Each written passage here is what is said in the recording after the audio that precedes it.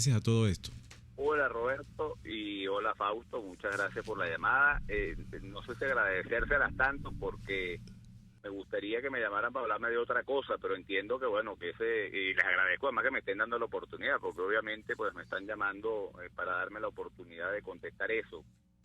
Te digo que tengo ganas de contestártelo en 3 segundos porque creo que hay otras cosas mucho más importantes de que hablar. Creo que lo que está pasando en el país en general, la crisis económica, la situación, se están presentando saqueos, una anarquía total en Venezuela, el riesgo de que Venezuela se profundice una crisis terrible que tiene angustiado a muchísima gente, y este pleito es absolutamente subalterno y lamentable. Yo tengo mucho tiempo alejado del partido. Yo creo que ustedes que son observadores del mundo político lo saben. Yo vengo desarrollando una actividad del IFEDEC desde hace mucho tiempo. Soy miembro de la Dirección Nacional y yo no he ido ni al 10% de las reuniones de la Dirección Nacional. Estoy absolutamente alejado de la conducción del partido, porque entre otras cosas porque tengo diferencias con la forma como se ha conducido, y en lugar de generar conflicto, pues lo que me he dedicado es en el IFED, que es un centro de formación y de políticas públicas, a trabajar constructivamente por ver si atendemos los problemas del país. El problema de la judicialización de Copey es muy viejo. Roberto Enríquez llegó a la presidencia de Copey producto de una decisión judicial, y ustedes recuerdan, ese conflicto empezó con Luis Ignacio Planas y Roberto acudió al Tribunal Supremo de Justicia y gracias a decisiones del TCJ él llegó a la presidencia, de manera que el tema de la judicialización de Copey es muy viejo y lamentable, es la pena ajena. Es una vergüenza que un partido dirima sus diferencias en los tribunales, en cualquier tribunal, y en el Tribunal del Supremo de Justicia pues mucho más. Yo he militado en ese partido, nací dentro de ese partido, y a mí me dan ganas de llorar ver al partido en ese espectáculo que la gente tiene que estar diciendo esta cosa es un horror. Ahora, ¿cómo llegamos aquí? Bueno, básicamente lo que hubo fue un manejo de la conducción de Roberto absolutamente arbitraria. Ustedes fueron testigos y los venezolanos fuimos testigos en los últimos días de otro espectáculo bochornoso cuando Roberto se hace candidato de un circuito que la mesa se lo reconoció a Antonio Ecarri por el liderazgo que tiene Antonio Ecarri en el 23 de enero. Yo te digo, no hay un circuito en Caracas donde la oposición tenga un mejor candidato que Antonio en el 23 de enero, porque viene desarrollando un trabajo social con la fundación del LAPI, promoviendo emprendedores, etcétera, trabajando con las comunidades. Roberto se pone de candidato en una suerte de, nosotros somos dueños los partidos de los espacios, cuando los partidos tendrían que estar buscando los mejores candidatos, aunque no fueran del partido. Entonces, producto de todas esas arbitrariedades, 7 dirigentes de los estados que simplemente se rebelaron, y desde hace 2 años vienen introduciendo recursos que ordenan, les explico rapidito porque esto está muy largo. Ellos fueron elegidos todos por la base, junto con Roberto Enríquez, y la Dirección Nacional los viene destituyendo y nombrando a dedo dirigentes amigos de Roberto. Esos tipos que les están violando su derecho constitucional desde hace 2 años empezaron a ir a los tribunales los reincorporaron. Roberto desacató esas decisiones y los tipos finalmente, porque no tienen más remedio, no es porque ellos quieran, sino porque no tienen más remedio, porque no tienen a dónde acudir y no tienen una instancia, pues fueron a pedir, oye, repónganos. Lamentable. Haría una observación final, y es que, se especuló que estos tipos iban a estar al servicio del oficialismo, especulación que se entiende, porque, básicamente las decisiones previas con otros partidos han terminado haciendo que esos partidos terminen sirviéndole al oficialismo. El caso de Copey es distinto, porque esta nueva directiva lo primero que hizo fue ratificar los acuerdos de la mesa, nombrar a Enrique Mendoza, que nadie puede dudar del compromiso de Enrique Mendoza con la oposición en la mesa, y están colaborando con la mesa con todas las postulaciones de candidatos, y están haciendo algo que me gustó mucho, por cierto, que es que los espacios que tiene Copey dentro de la fórmula están tratando de mejorarlo. Por ejemplo, en Mérida están presentando, le pidieron a Duque Corredor, a Román Duque Corredor, que encabezara la lista, porque es un hombre que en las academias, en la universidad, es decir, en todos los sectores, pues reúne un consenso. Entonces ellos más bien están haciendo un esfuerzo por mejorar una plancha para hacerla más atractiva y para que la oposición pueda tener un triunfo mejor en las próximas elecciones. Ahora, ¿y qué pasa con la candidatura de Roberto Enríquez para el circuito del 23 de enero?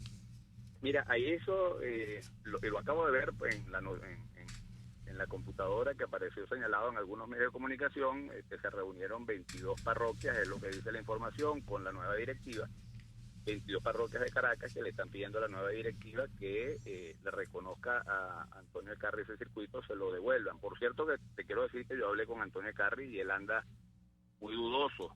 Las parroquias lo que están pidiendo es que lo convenzan de que asuma la candidatura, porque Antonio es el único que puede ganar ese circuito. Yo quiero contarte una cosa para que la gente que nos está oyendo lo sepa. Que Antonio Carri es el único, él fue candidato a las elecciones pasadas contra Robert Serra y perdió por 2%. Es la más alta votación que ha sacado la oposición en ese circuito, la sacó Antonio Carri. Antonio Carri sacó más votos en ese circuito el 23 de enero incluso que Enrique Capriles. Enrique Capriles sacó más votos que prácticamente, o que todos los candidatos, y sacó más votos de los candidatos de los circuitos en las últimas elecciones parlamentarias. La única excepción es esa, donde Antonio logró sacar más votos. ¿Por qué sacó más votos? Porque viene desarrollando un trabajo social que hace que muchísima gente que participa en el oficialismo, han terminado, a lo mejor siguen votando por el oficialismo, pero votan por Antonio Carri porque es que ha desarrollado un trabajo.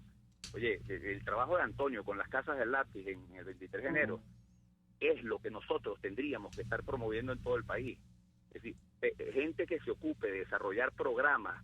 Ese programa lo que busca además es generar emprendimiento, dar cursos de formación para que la gente pueda aprender a hacer un oficio, dan talleres para los muchachos y para los niños. Ese tipo de actividades ha hecho que Antonio se meta en una comunidad que es muy difícil para la oposición y construye un liderazgo. Bueno, esos son los candidatos que tiene que llevar la oposición. Yo he insistido mucho, una de las diferencias que tengo con COPEI es que un partido no puede trabajar para sus dirigentes. El partido tiene que ser un instrumento al servicio del país. Un partido no puede estar defendiendo cuotas en estas elecciones para ver, bueno, si yo saco 6 o 7 diputados.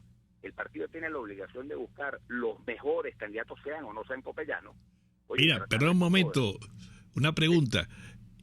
Y ahora, los candidatos de COPEI cambian con esta nueva directiva, es decir, con esta nueva directiva habrá nuevos candidatos. Y hay otra pregunta, ¿esos candidatos los designa la MUT o los designaba COPEI? Ahí básicamente se hizo una cosa que yo tengo algunas situaciones, pero no las voy a hacer en este momento, sobre la forma como se escogieron. Pero en todo caso hay unos espacios que le terminaron correspondiendo a COPEI. ¿Cuál es la idea?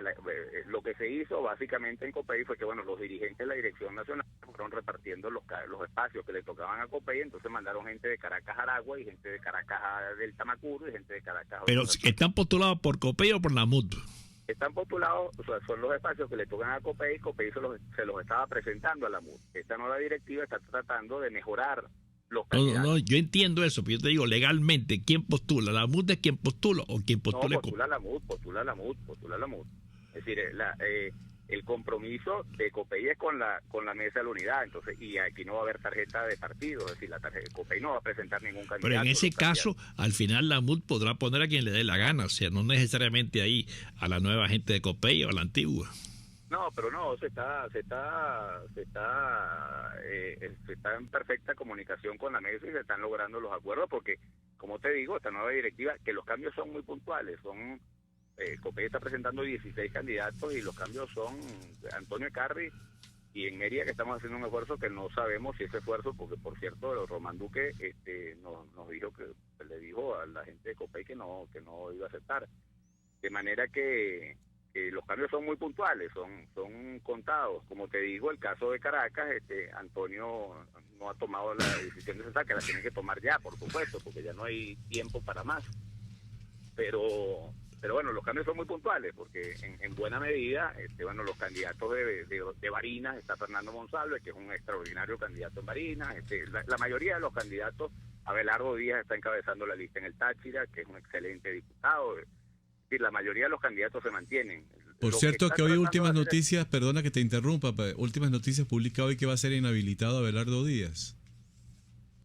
Bueno, eso sería una arbitrariedad más de muchas que te digo, están prácticamente inhabilitando todos los dirigentes de COPEI en el Táchira, porque van uno a uno y es una arbitrariedad completa que nosotros tenemos que combatir, pero entiendo que eso es especulación, yo no le doy mucho crédito a esa información, espero que además que no sea verdad y la posición, además de la oposición, creo que tiene que ser mucho más firme en contra de las inhabilitaciones.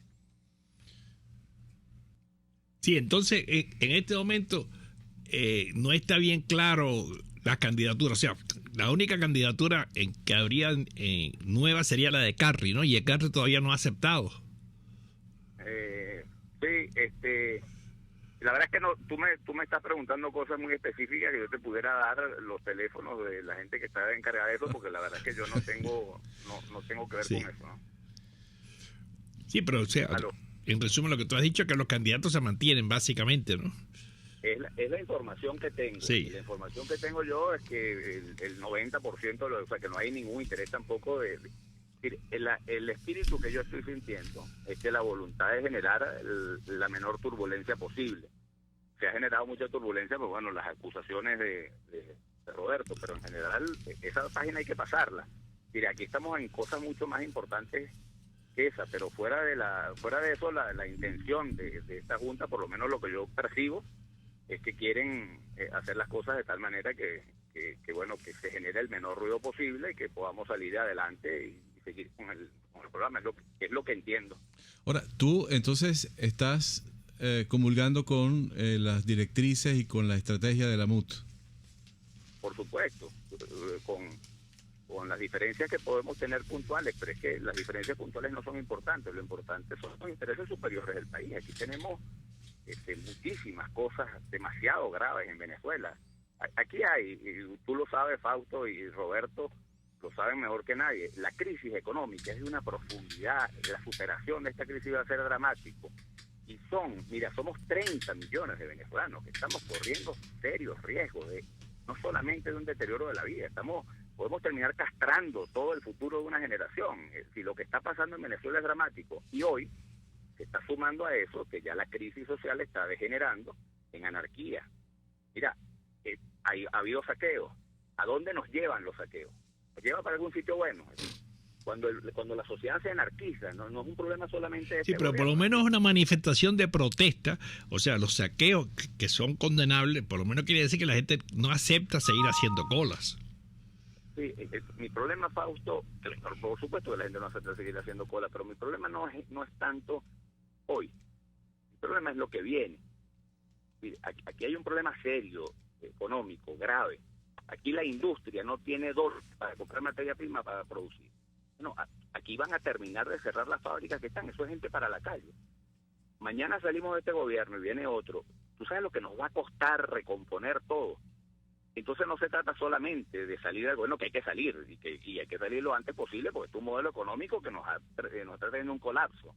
Pero el problema es mucho más complejo. El problema es cómo hacemos nosotros para contribuir a que el país pueda encontrar rumbo, a que podamos reactivar el aparato productivo, que podamos detener el deterioro de la economía. El riesgo que está corriendo Venezuela y los venezolanos es demasiado grave y por eso les decía yo al principio, oye, para estarnos distrayendo en temas que no son importantes. Aquí hay que actuar con mucha responsabilidad porque no estamos en una situación normal, estamos en una situación de emergencia. Yo repito, los riesgos que está corriendo el país no es lo que estamos sufriendo ahorita, es lo que podemos sufrir más adelante si no actuamos con responsabilidad y detenemos el deterioro acelerado que está viendo la economía y la anarquía además que se está generando en el país, que no va a conducir a ninguna parte. Pero la solución de eso al final depende de una decisión del chavismo, que es el que está en el poder, y depende de las elecciones de diciembre, y después va a depender de la actitud que tome Nicolás Maduro. Sí, claro, el gobierno tiene la principal responsabilidad, el gobierno tendría que estar tomando medidas hoy. No se ve ninguna señal que quiera conversar con nadie, ¿no? Ninguna, pero yo digo lo que tendría que estar pasando, porque es una irresponsabilidad completa lo que está ocurriendo sin que nadie tome ninguna medida. El gobierno tendría que estar hoy convocando todos los sectores productivos, convocando a Francisco Martínez, el nuevo presidente de Cámara, convocando todos los sectores productivos del país y establecer una política y nombrar unos equipos que generaran confianza, oye, para que se detenga todo este proceso de deterioro y podamos salir adelante.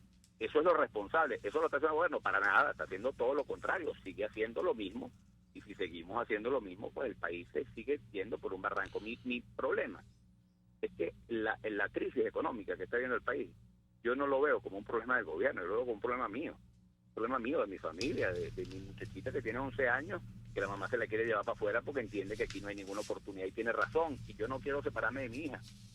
yo quiero que este país las cosas se acomoden, y la tragedia humana, porque es una tragedia humanitaria la que puede vivir Venezuela, si no le ponemos un parado al proceso de deterioro desesperante que está viviendo el país. Entonces, yo creo que esos son los temas que tenemos que abordar, los tenemos que abordar con mucha seriedad. La mesa, ¿qué le corresponde a la oposición? Lo primero es presentar una fórmula unida, unitaria, coherente, los mejores candidatos, los candidatos que puedan ser capaces en cada uno de los estados de sacar la mayor cantidad de votos. Nosotros debemos ir a ganar la Asamblea Nacional, y desde la Asamblea Nacional, con mucha responsabilidad, van a utilizar esa mayoría responsablemente para ver cómo hacemos para que el país no se siga perdiendo y podamos sacar la cosa. Eso es en el mediano plazo. En el corto plazo, nosotros tenemos que ver cómo hacemos llamados desesperados, cómo establecemos una estrategia para que el gobierno corrija hoy, porque corregir en diciembre y en enero y empezar un proceso de confrontación a partir de enero para ver cómo hacemos y de pulso, para ver cómo hacemos para que las cosas cambien. El país se está deteriorando cada semana que pasa, donde las cosas donde no se toman medidas de rectificación, son semanas que las vamos a lamentar con más sufrimiento para una población que ya está viviendo momentos de angustia muy grandes. Pedro Pablo, muchísimas gracias por habernos atendido, ha sido muy amable con nosotros. Muchas gracias a los dos y a la orden de ustedes cuando quieran y cuando para hablar de cosas importantes me encantaría. Les agradezco mucho que me han dado, por supuesto, la oportunidad de contestar esas cosas, pero bueno, yo, como les digo, tengo mucho tiempo alejado del partido, y bueno, a ustedes les consta porque ustedes me han entrevistado muchas veces, pero bueno, vamos a seguir adelante y vamos a ver cómo podemos contribuir en el medio de este desastre para ponerle un poco de sensatez y de responsabilidad a esto. Bueno, muchas gracias. Muchísimas gracias a Pedro Pablo Fernández, diputado de la Asamblea Nacional.